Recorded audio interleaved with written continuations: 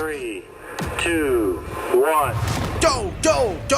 And that's unleashed here. Great start from Ericsson. York slots into second place. Logan Sargent. Look at Sargent's going to be quick here for my money.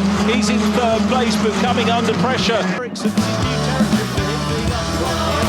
He's marched in. Yeah, there was marching in first race, but he's stuck in already. Yeah, that was the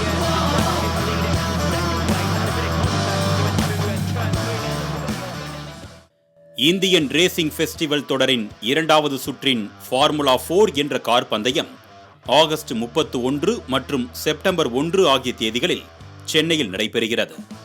car பந்தயத்திற்கான சாலைகளின் வழித்தடங்கள் ஏற்கனவே வெளியிடப்பட்டிருந்தது. சென்னை தீவுத்திடலில் இருந்து கிளம்பும் கார்கள் black stop road வழியாக அண்ணா சாலையை சென்றடையும்.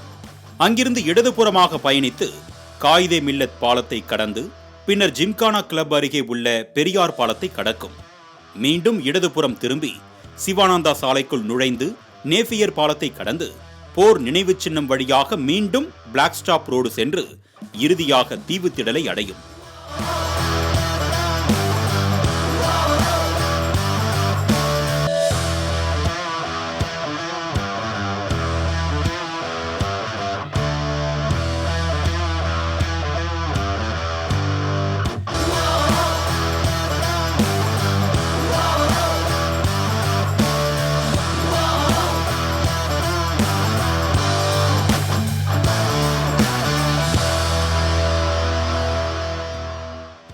தெற்காசிய நாடுகளிலேயே இந்தியாவின் முதல் முறையாக இரவு நேரங்களில் ஃபார்முலா 4 கார் பந்தயம் நடக்கிறது. பொதுவாக கார் பந்தயம் என்பது அதற்காக பிரத்யேக இடம் அமைக்கப்பட்டு அதனுள் மட்டுமே பயணிக்கும்.